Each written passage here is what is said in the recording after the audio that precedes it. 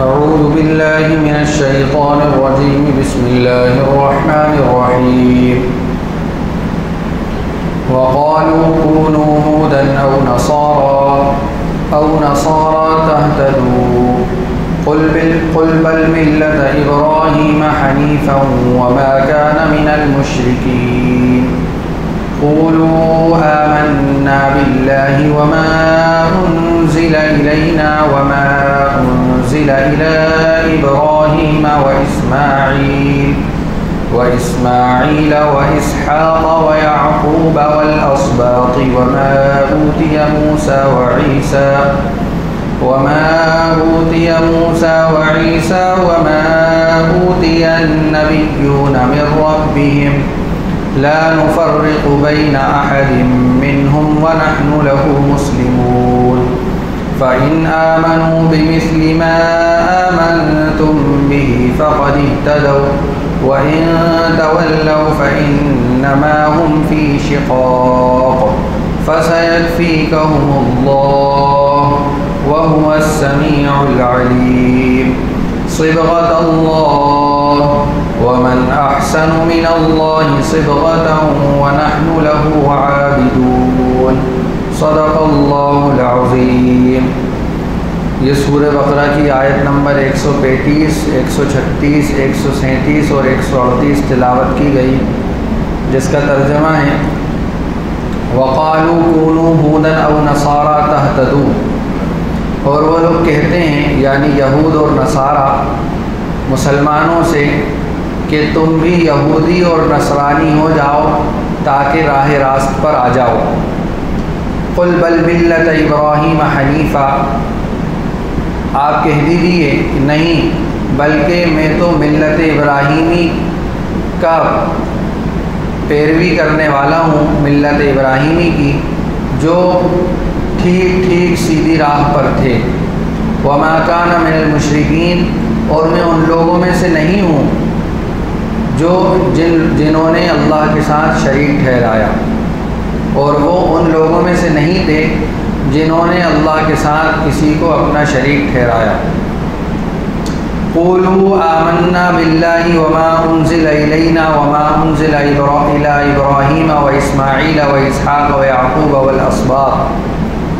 اے مسلمانوں، تم کہہ دو کہ ہم اللہ پر ایمان رکھتے ہیں اور اس کلام پر ایمان رکھتے ہیں جو ہم پر نازل ہوا، اور اس کلام پر ایمان رکھتے ہیں جو ابراہیم اور اسماعیل اور اسحاق اور یعقوب اور ان کی اولاد پر نازل ہوا، اور اس پر جو موسیٰ اور عیسیٰ علیہ السلام پر اترا. وما اوتی النبیون من ربہم، اور اس پر ایمان رکھتے ہیں جو دوسرے نبیوں پر ان کے رب کی جانب سے عطا کیا گیا. لا نفرق بین احد منہم، ہم ان میں سے کسی کے درمیان فرق نہیں کرتے. ونحن له مسلمون، اور ہم سب اسی کے فرما بردار ہیں. فإن آمنوا بمثل ما آمنتم به فقد اهتدوا، پس اگر وہ لوگ ایمان لے آئیں اس جیسا کہ تم ایمان لے کر آئے ہو تو وہ راہ راست پر آ جائیں گے. وَإِن تَوَلَّوْا، اور اگر وہ روگردانی کریں فَإِنَّمَا هُمْ فِي شِقَاقٍ، تو وہ ان کی دشمنی، ان کے درمیان دشمنی ہے. فَسَيَكْفِيكَهُمُ اللَّهُ، اللہ تعالیٰ ان سے نپٹ لے گا آپ کی جانب سے. وَهُوَ السَّمِيعُ الْعَلِيمُ، اور وہ خوب سننے والا، خوب جاننے والا ہے. صبغۃ اللہ، اللہ نے ہمیں اپنے رنگ میں رنگ دیا. ومن احسن من اللہ صبغہ، اور کون ہے جو اللہ کے رنگ سے بہتر رنگ سکتا ہو. ونحن له عابدون، اور ہم اسی کی عبادت کرنے والے ہیں. بہت اہم آیات ہیں. پیچھے دو قسم کے مضمون بیان ہوئے تھے. پہلی قسم کے اندر تو نبی صلی اللہ علیہ وسلم کی بعثت کا مقصد بتایا گیا تھا کہ آپ صلی اللہ علیہ وسلم کی دنیا میں آنے کے مقصد کیا تھے. تو بتایا گیا تھا کہ 3 مقصد تھے. اور اسی میں حضرت ابراہیم علیہ السلام کی دعاؤں کا ذکر تھا۔ اس کے بعد اسلام کو سمجھایا گیا کہ اسلام کیا چیز ہے، اسلام کس چیز کا نام ہے۔ اس کے بعد ایمان کی اہمیت کو بتایا کہ ایمان کتنا اہم ہے۔ کوئی بھی باپ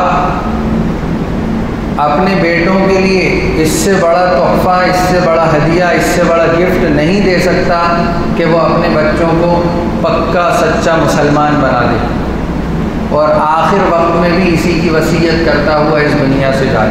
اس سے بڑا اپنی اولاد کے لیے کوئی تحفہ نہیں ہو سکتا۔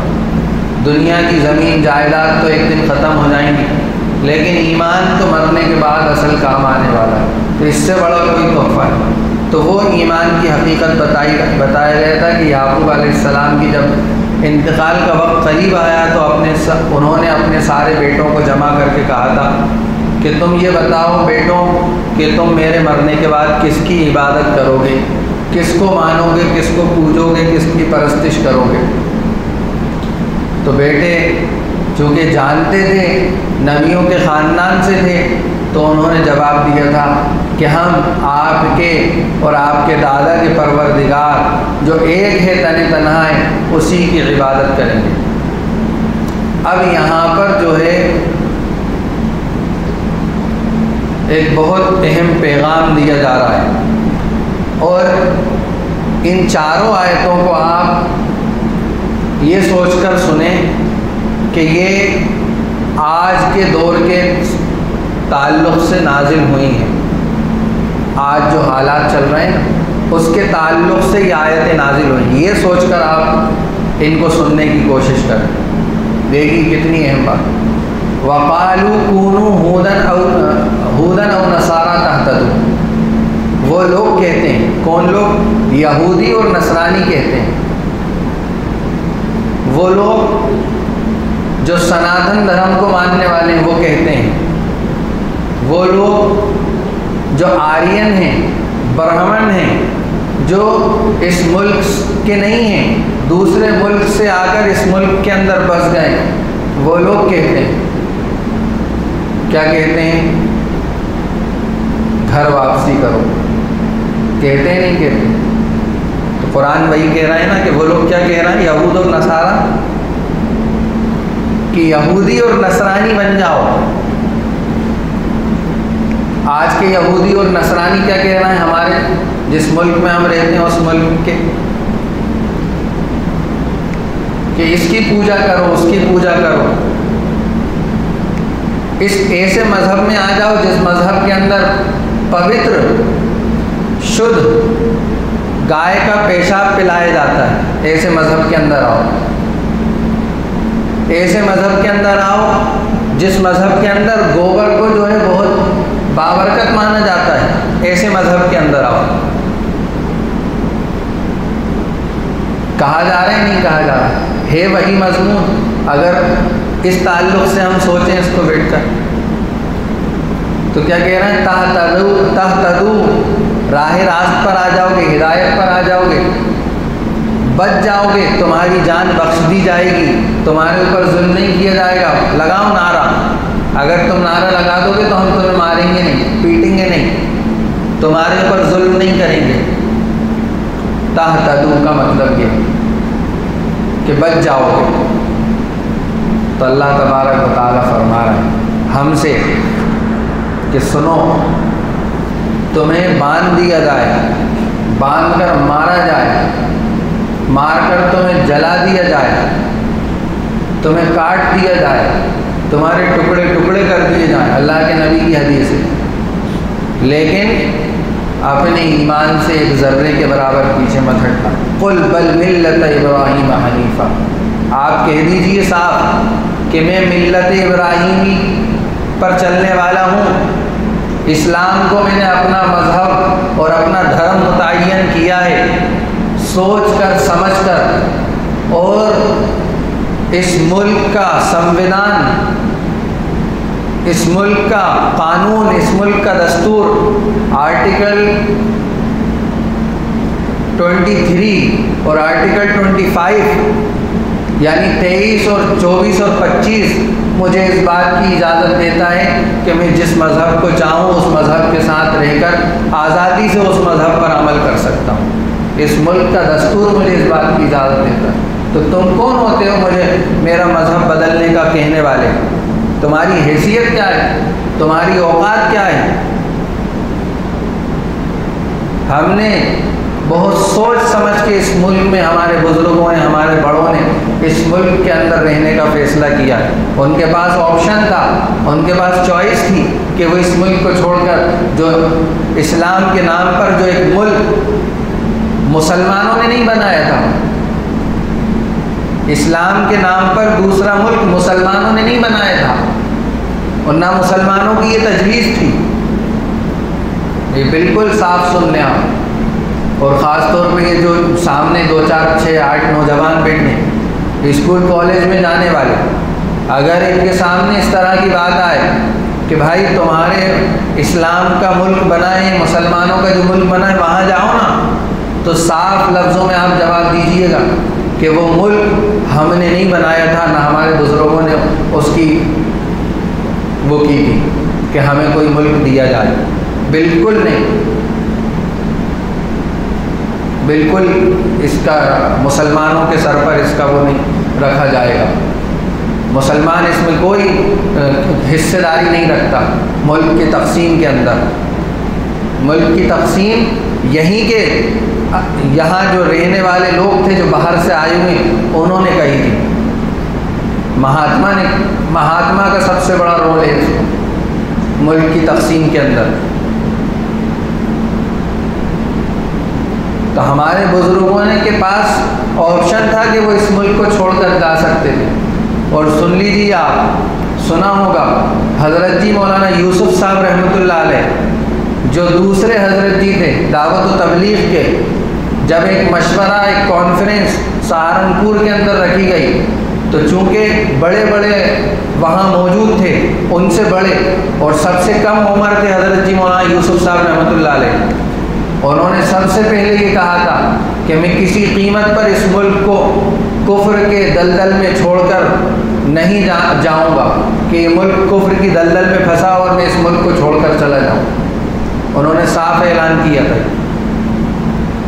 تو یہاں رہنے کا فیصلہ ہم نے خود کیا ہے، سوچ سمجھ کے کیا ہے، اور اس وعدے کے ساتھ کیا ہے کہ ہم اس ملک میں اپنے مذہب کی پوری پیروی کرتے ہوئے اپنے مذہب پر پوری اس پر چل کر اس ملک کے اندر رہیں گے۔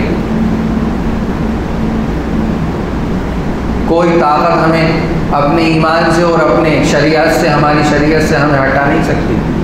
ہم اس کے لیے اپنی جان کی بازی لگا دیں گے۔ اور اگر کوئی بھی واٹس ایپ پر نئی چیز آتی ہے آپ کے پاس UCC کے تعلق سے، یونیفارم سول کوڈ کے تعلق سے، کہ آپ اپنے اسٹیٹس پہ لگائیں، تو بالکل خبردار رہیے گا، ایک بہاؤ کے اندر آ کر بہمت جائیے گا۔ اپنے گھر والوں سے، دوستوں میں یہ بات خاص طور پر شیئر کیجیے، آپ ان کو بتائیے کہ اگر کوئی بات ایسی آتی ہے کہ اس کو اسٹیٹس پہ لگائیے، بالکل لگانے کی ضرورت نہیں، کیونکہ اڑتے ہوئے تیر ہم اپنے سینے پر کیوں لیں؟ اس ملک میں تو سینکڑوں مذہب کو ماننے والے لوگ رہتے ہیں، سینکڑوں مذہب، ہر ایک صوبے کے بعد دوسرے صوبے پہ زبان بدل جاتی ہے، کلچر بدل جاتا ہے، پہناوا بدل جاتا ہے، کھانے پینے کا، رہنے سہنے کا ہر نظام بدل جاتا ہے۔ کیسے سب لوگ ایک ہو سکتے ہیں؟ کیسے سب لوگ ایک شریعت پر عمل کر سکتے ہیں؟ سب کی بھاونائیں الگ ہیں، سب کے عبادت کرنے کے طریقے الگ ہیں۔ اس ملک کے اندر جو غیر مسلم ہیں انہی کے اندر ہزاروں سینکڑوں پوجا کرنے کے طریقے الگ ہیں، ان کی آستھائیں الگ ہیں، لیکن ہمیں جو قانون دیا گیا ہے 1400 سال سے چلا آ رہا ہے اور چلتا رہے گا قیامت تک، ہم اس قانون سے ایک ذرے کے برابر پیچھے نہیں ہٹ سکتے۔ بنیاد کیا بنائی جا رہی؟ صاحب مسلمانوں کے اندر 4 شادی، آپ اتنے سارے لوگ بیٹھے ہیں 20-50، آپ میں سے کسی کی دوسری بیوی ہے کیا؟ کسی کی بھی نہیں ہوگی۔ ہم ملت ابراہیمی پر ہم قائم ہیں اور مرتے دم تک قائم رہیں گے۔ وما کان من المشرکین، اور حضرت ابراہیم ان لوگوں میں سے نہیں تھے جنہوں نے اللہ کے ساتھ کسی کو شریک ٹھہرایا ہو۔ آپ کو نہیں معلوم کہ حضرت ابراہیم علیہ السلام کی جو پیدائش جس گھرانے کے اندر ہوئی تھی، کٹر بت پرستی کا ماحول تھا، کٹر بت پرستی۔ ان کے والد خود بت بناتے تھے، آزر، ان کے والد کا نام تھا آزر، وہ خود بت بناتے تھے، بت تراشتے تھے۔ اس گھرانے کے اندر ان کی پیدائش ہوئی تھی، اور اللہ تبارک و تعالیٰ نے عجیب ملکہ ان کو دیا تھا، عجیب صلاحیت دی تھی۔ چاند کا انہوں نے انکار کیا، سورج کا، سورج کی پوجا کا، چاند کی پوجا کا، ستاروں کی پوجا کا۔ 7واں پارہ اسی سے بھرا پڑا ہے۔ دیکھیے میں آپ کو چند آیتیں اس کی پڑھ کر سنا دوں، چونکہ حضرت ابراہیم علیہ السلام فلما جن علیہ اللیل رأى کوکبا، کہ جب ستاروں کو دیکھا، حالانکہ قوم کو سمجھانا تھا انہیں، وہ کوئی اقرار نہیں کر رہے تھے کہ ہاں یہ رب ہوگا، وہ تو قوم کو سمجھانے کے لیے بات کہہ رہے تھے کہ یہ اتنے بڑے ستارے، قال ھذا ربی، یہ میرا رب ہے۔ تو قوم بڑی خوش ہو گئی کہ چلو کسی کو تو رب مانا، کیونکہ وہ چاند کی، سورج کی، ستاروں کی سب کی پوجا کرتی تھی قوم، تو وہ قوم بڑی خوش ہوئی۔ فلما افل قال لا احب الافلین، پھر چاند کو دیکھا تو کہا کہ قال ھذا ربی، یہ میرا رب ہے۔ اتنا روشن، اتنا خوبصورت، جب سورج نکلا تو وہ چاند پھیکا پڑ گیا، تو کہا کہ یہ میرا رب نہیں ہو سکتا، یہ تو چھپ گیا۔ پھر جب سورج نکلا فلما رأى الشمس بازغا، پھر فرمایا قال ھذا ربی ھذا اکبر، کہ یہ میرا رب ہوگا اس لیے کہ یہ سب سے بڑا ہے۔ چاند کے مقابلے میں سورج بڑا دیکھتا ہے، جب آپ اس کو ڈھلتا ہوا دیکھیں گے ویسے تو دیکھ نہیں سکتے، اس کی روشنی اتنی تیز ہوتی، لیکن جب وہ نکلتا ہے یا ڈوبتا ہے تو اس وقت اس کا گولا بالکل صاف نظر آتا ہے۔ تو کہا کہ قال ھذا ربی ھذا اکبر، یہ میرا رب اس لیے کہ یہ بڑا ہے۔ پھر جب وہ ڈوب گیا فلما افلت قال یا قوم، اے میری قوم، انی بریء مما تشرکون، جن چیزوں کو تم اللہ کا شریک بناتے ہو میں اس سے بری ہوں۔ تو اس گھرانے میں حضرت ابراہیم علیہ السلام کی پیدائش ہوئی تھی، اس لیے کہا وما کان من المشرکین، اور وہ مشرکین میں نہیں تھے۔ اب ہدایت کیا دی جا رہی ہے، غور سے سنیے۔ قولو، کہہ دو، جب تم سے نعرہ لگوایا جائے تو کہہ دو۔ حضرت بلال کے اوپر بھی یہ کوششیں آزمائی گئی تھیں، حضرت صفیہ اور حضرت عمار کے اوپر بھی یہ کوششیں آزمائی گئی تھیں کہ تم چھوڑ دو یہ مذہب، مت لگاؤ احد احد کا نعرہ، ان سے بھی کروایا گیا تھا۔ تم بھی کہہ دو قولوا آمنا باللہ، کہ ہم ایک اللہ پر ایمان لے کر آئے ہیں، اور اس شریعت پر بھی ایمان لے کر آئے ہیں جس میں اب قیامت تک کے لیے تبدیلی نہیں ہوگی، اور وہ قانون اور وہ دستور کسی انسان کا بنایا وہ نہیں ہے، وہ رب العالمین کا بنایا ہوا قانون ہے جس میں لا تبدیل لکلمات اللہ، ایک کلمے کی، ایک ذرے کی بھی تبدیلی نہیں ہو سکتی۔ وہ قانون اللہ کا قانون ہے، تو ہم اس قانون پر بھی ایمان لے کر آئے، وما انزل الینا، جو ہم پر اتارا گیا ہے، اور اس قانون اور اس شریعت پر بھی ہم ایمان لے کر آئیں جو حضرت ابراہیم، اسماعیل، اسحاق اور یعقوب اور ان کی اولاد پر اتاری گئی تھی۔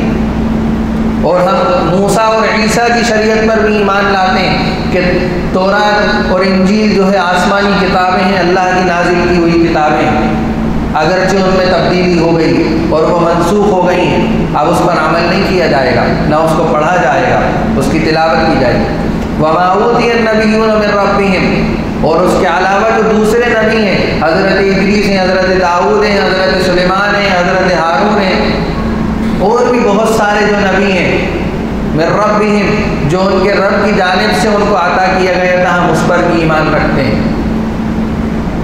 لا نفرق بین احد منہم، ہم ان میں سے کسی ایک کے درمیان فرق نہیں کرتے کہ وہ اونچے، وہ بڑے، وہ چھوٹے، ہم سب کو ایک نظر سے دیکھتے ہیں، اس لیے کہ اللہ کا ہمیں حکم یہی ہے، نبی کا حکم یہی ہے، وَنَحْنُ لَهُ مُسْلِمُونَ، اور ہم اسی کے فرما بردار ہیں۔ اب سنیے عمل کرنے کی بات آگے آ رہی ہے۔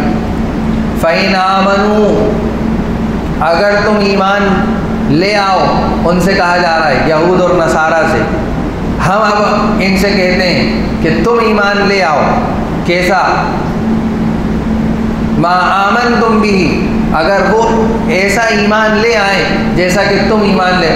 آمنتم یہاں خطاب ہے اللہ کے نبی اور صحابہ رضوان اللہ علیہ مجمعین کو، صحابہ اور نبی سے یہ بات کہی جا رہی ہے کہ وہ ایمان لے آئیں جیسا کہ تم ایمان لے کر آئے ہو، صحابہ کی جماعت، جیسا کہ تم اپنے نبی پر، اللہ پر، پچھلے نبیوں پر، پچھلی کتابوں پر، فرشتوں پر، آخرت کے دن پر، مرنے کے بعد دوبارہ زندہ ہونے پر، قبر پر، حشر پر، جنت پر، جہنم پر، جس طرح تم ایمان لے کر آئے ہو، اگر وہ بھی ایمان لے کر آ جائیں فقد اہتدوا، تب تو وہ ہدایت پر آ جائیں گے، تب تو ان کو سیدھا راستہ مل جائے گا، تب تو وہ کامیاب ہو جائیں گے۔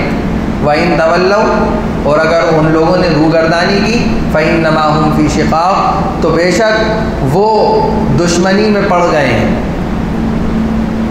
اور آپ کو اللہ کے نبی سے کہا جا رہا ہے کہ آپ کو اس کی فکر کرنے کی ضرورت نہیں ہے۔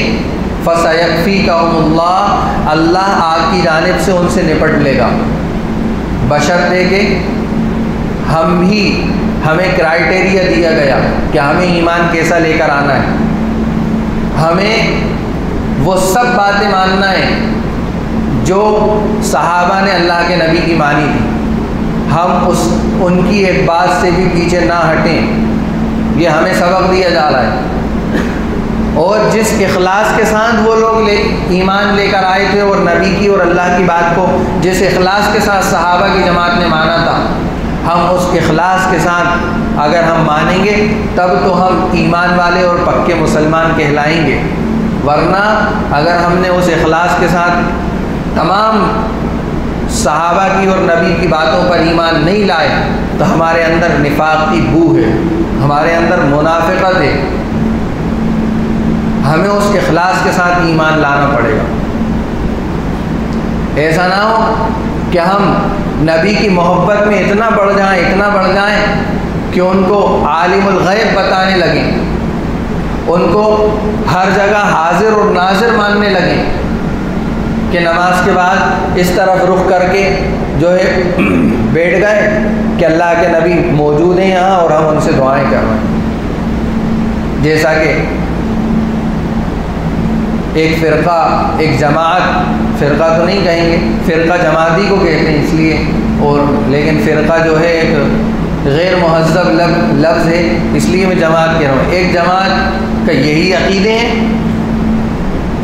جن کو ہم سنی کہتے ہیں، حالانکہ سنی اصل ہم ہیں، ہم ان کو سنی کہتے ہیں اور وہ بھی اپنے آپ کو سنی کہتے ہیں، اہل سنت والجماعت، کہ ہم اللہ کے نبی کو عالم الغیب نہیں مانتے، ہم اللہ کے نبی کو حاضر اور ناظر نہیں مانتے، کیونکہ یہ تو اللہ کی صفات ہیں، عالم الغیب ہونا۔ ہاں ہم یہ مانتے ہیں کہ اللہ تبارک و تعالیٰ نے جتنی باتیں اللہ کے نبی صلی اللہ علیہ وسلم کو بتا دیں وحی کے ذریعے سے، آپ صلی اللہ علیہ وسلم اتنی باتوں کے جاننے والے ہیں۔ ایک مرتبہ اللہ کے نبی صلی اللہ علیہ وسلم یہ منافقین نے بلایا تھا وہاں مشورے کے لیے، کچھ سمجھوتے کے لیے، تو پلاننگ کیا تھی کہ ایسی جگہ بٹھائیں گے کہ وہاں اوپر سے جیسے ہی پتھر پھینکیں تو یہ شہید ہو جائیں، قصہ ہی ختم۔ اگر اللہ کے نبی عالم الغیب ہوتے تو اللہ کے نبی کو پتہ چل جانا چاہیے تھا کہ ایسی پلاننگ، لیکن نہیں پتہ چلا۔ حضرت جبرائیل آئے فوراً اور بتایا کہ آپ فوراً یہاں سے نکلیے، ان کے منصوبے غلط ہیں۔ اور بھی ڈھیروں واقعات ہیں اس طرح کے جس سے پتہ چلتا ہے کہ اللہ کے نبی عالم الغیب نہیں تھے، ہاں غیب کی باتوں کے جاننے والے تھے اتنی جتنی اللہ تبارک و تعالیٰ نے ان کو بتا دی تھی وحی کے ذریعے سے۔ اسی طرح اللہ کے نبی نہ حاضر ناظر ہیں، ہر جگہ موجود نہیں ہوتے، صرف السلام علیکہ یا رسول اللہ جب پڑھا جاتا ہے، جب ہم جہاں اللہ کے نبی صلی اللہ علیہ وسلم کا روضہ اطہر ہے وہاں جب پہنچے تو وہاں اللہ کے نبی جو ہے حیات ہیں، وہاں وہ سلام کا جواب دیتے ہیں، صرف وہاں سے۔ باقی یہاں سے جو سلام کیا جاتا ہے یا درود پڑھا جاتا ہے، سلام تو نہیں کیا جاتا، جو درود پڑھا جاتا ہے وہ اللہ کے نبی تک پہنچا دیا جاتا ہے، وہ خود نہیں سنتے، پہنچا دیا جاتا ہے ان تک۔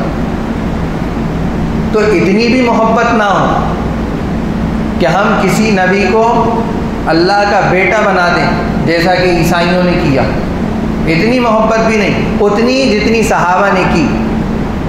کتنی کی کہ جب نبی کا انتقال، نبی اس دنیا سے پردہ فرما گئے تو حضرت ابوبکر کھڑے ہوئے اور اعلان کیا کہ اگر تم محمد کی عبادت کرتے تھے تو سن لو کہ محمد اس دنیا سے جا چکے ہیں، اور اگر تم اللہ کی عبادت کرتے تھے تو سن لو کہ اللہ ہمیشہ سے زندہ ہے اور ہمیشہ زندہ رہے گا۔ ایسی محبت، اعتدال، درمیانی والی محبت، فرشتوں سے بھی ویسی محبت جیسی صحابہ نے کی ہے، جو کرائٹیریا دیا گیا ہے۔ ایسا نہیں کہ بعض قوموں کی طرح جو ہے ان کو فرشتوں کو اللہ کی بیٹی بنا دیا۔ قرآن نے اس کا تذکرہ کیا کہ یہود و نصارہ نے اللہ کی بیٹیاں بنا دیا فرشتوں کو کہ یہ اللہ کی بیٹیاں ہیں۔ تو ایسی محبت، اتنی غلو والی، گمراہی والی ہم نہیں کر سکتے۔ ہمیں تو کرائٹیریا دیا گیا ہے کہ ایمان ویسا لاؤ جیسا کہ صحابہ لے کر آئے، اور ویسا لے کر آؤ، اس اخلاص کے ساتھ لے کر آؤ جیسے اخلاص کے ساتھ صحابہ لے کر آئے، تب ہدایت پاؤ گے۔ وَهُوَ السَّمِيعُ الْعَلِيمُ، اور اللہ تعالیٰ خوب سننے والا، خوب جاننے والا ہے، سب کچھ دیکھ رہا ہے، سب کچھ سن رہا ہے۔ اس کے یہاں عدالت قائم ہوگی، اس دن سب کے فیصلے ہوں گے، سب کی جانچ پھٹک ہوگی کہ کون کس طرح کا تھا۔ صبغۃ اللہ، ہمیں اللہ نے اپنے رنگ میں رنگ دیا۔ وَمَنْ أَحْسَنُ مِنَ اللَّهِ صِبْغَةً، اور کون ہے جو اللہ سے زیادہ اچھا رنگ میں رنگ سکتا ہے؟ کون ہے؟ اسلام کا رنگ ہمارے اوپر چڑھا ہوا ہو، ہمارے چہرے سے، ہماری چال سے، ہماری ڈھال سے، ہمارے معاملات سے، ہماری دکان سے، ہماری تجارت سے یہ پتہ چلنا چاہیے کہ یہ مسلمان ہے، ہمارے چہرے سے پتہ چلنا چاہیے کہ یہ مسلمان ہے۔ ایک رعب پڑ جائے دیکھنے والے کے اوپر، مسلمان آ رہا ہے، ایمان والا آ رہا ہے۔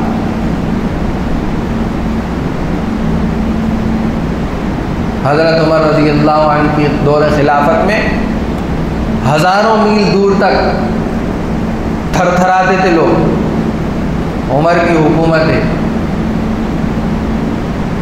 دریائے نیل کا واقعہ سنا ہوگا، خشک ہو گئی تھی، خط لکھ دیا کہ اگر تو اللہ کے حکم سے جاری ہوتی ہے تو جاری ہو جا، دریائے نیل جاری ہو گئی۔ ایک بڑھیا کا تیل گر گیا، حکم دیا کہ آپ تیل چھوڑ دیں ورنہ یہاں بے نمازی کو دفن کر دوں گا۔ کس کو؟ بے نمازی کو۔ نماز کس کے اوپر واجب ہوتی ہے؟ نماز کن لوگوں کے اوپر فرض ہوتی ہے؟ کس مذہب کو ماننے والوں کے اوپر؟ اور کیا کہا جا رہا ہے؟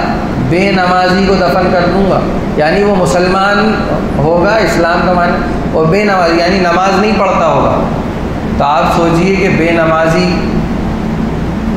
نمازی کی صورت بدل جائے گی، حشر میں کیفیت ساری کھل جائے گی، بہت برا حشر ہوگا بے نمازیوں کا۔ کوشش کریں کہ آپ کے سارے دوست، ملنے والے، آس پڑوس والے ملاقاتیں کر کے، گشت کر کے کسی طرح نماز کے پابند ہو جائیں۔ نماز بہت اصل چیز ہے، بنیاد ہے اسلام کی، اہم بنیاد۔ اچھا، یہ بات کیوں کہی گئی؟ عیسائی لوگ کیا کرتے تھے، اور اب تو مجھے معلوم نہیں کرتے ہیں کہ نہیں کرتے، کہ وہ جو بچہ پیدا ہوتا تھا تو وہ کسی قسم کا رنگ والا پانی ہوتا تھا، کلر والا پانی، اس بچے کو اس میں نہلا دیتے تھے اور کہتے تھے کہ ہم نے اس کو رنگ دیا، ہم نے اپنے مذہب کے رنگ میں رنگ دیا اسے۔ تو وہ تو پوچھو کہ رنگ ختم ہو جائے گا، لیکن اگر اسلام کا حقیقی رنگ چڑھا ہوا ہے تو وہ ختم نہیں ہوگا۔ اس لیے اسلام کے رنگ میں رنگ جاؤ۔ وَنَحْنُ لَهُ عَابِدُونَ، اور آگے فرمایا اللہ نے کہ ہم اسی کی عبادت کرنے والے ہیں۔ اللہ کے نبی صلی اللہ علیہ وسلم نے فرمایا ہم اسی ایک کی عبادت کرنے والے ہیں۔ عابد بن جاؤ، بندے بن جاؤ، یہی ہمیں حکم دیا جا رہا ہے ان تفسیروں میں۔ تو بتائیے یہ تفسیر آج کے ماحول کے حساب سے تھی یا نہیں تھی؟ تو ہمیں اپنی ایمانی پاور کو مضبوط کرنا ہوگا، ہمیں اپنا تعلق اللہ سے مضبوط کرنا ہوگا، ہمیں حقیقی مسلمان اسلام والا بننا ہوگا۔ آپ نے سنا ہوگا سینٹرل لائبریری میں بار بار حضرت نے یہ بات کہی تھی، اصلی مسلمان بن جاؤ اور اسلام کو سمجھو، اسلام کو پڑھو، اسلام کے بارے میں ریسرچ کرو، اسٹڈی کرو، مطالعہ کرو اسلام کا۔ اور بغیر قرآن کے سمجھے ہوئے اسلام سمجھ میں نہیں آئے گا۔ تو اسلام کو سمجھنا ہے تو قرآن کو سمجھو۔ اور کچھ کتابیں جو بتائی گئی ہیں ہندی میں بھی ہیں، اردو میں بھی ہیں، انگلش میں بھی، اس کو پڑھو۔ ایک حضرت کے والد کی کتاب ہے اسلام کیا ہے، اسلام کیا ہے، اس کو پڑھو، اردو میں بھی ہے، ہندی میں بھی ہے، انگلش میں بھی۔ قرآن آپ سے کیا کہتا ہے، ایک کتاب یہ ہے، اس کو بھی پڑھو، خریدو اس کو، کچھ وقت مطالعے کے لیے لگاؤ اسلام کو سمجھنے کے لیے۔ بہت حملے ہیں اسلام کے اوپر، اور یہ اللہ کی طرف سے ہے کہ ہمیں پہلے ہمارے کام دو تھے کہ سوال بنانا پھر اس کا جواب دینا۔ اب اللہ نے یہ سہولت کر دی کہ سوال بنا دیے گئے، اب ہمیں صرف جواب دینا ہے۔ اس کا سوال اٹھائے جا رہا ہے حجاب کے اوپر، طلاق کے اوپر، اس کے اوپر، اس کے اوپر، اب ہمیں جواب دینا ہے۔ اس جواب دینے کے لیے بس آپ سے درخواست کی جا رہی ہے ہر ایک مسلمان سے کہ ہر ایک مسلمان اپنی تیاری کر لے، جواب ہر ایک کو دینا۔ یہاں نہیں تو اللہ کے سامنے تو دینا ہی مرنے کے بعد، من ربو کا، من دینوں کا، من نبیوں کا۔ اللہ تبارک و تعالیٰ مجھے بھی، آپ تمام حضرات کو بھی کہنے سننے سے زیادہ عمل کرنے کی توفیق عطا فرمائے۔ سبحان اللہ و بحمدہ، سبحانک اللہم و بحمدک، نشہد ان لا الہ الا انت، نستغفرک و نتوب الیک۔ سبحان ربک رب العزۃ عما یصفون، وسلام علی المرسلین، والحمد للہ رب العالمین۔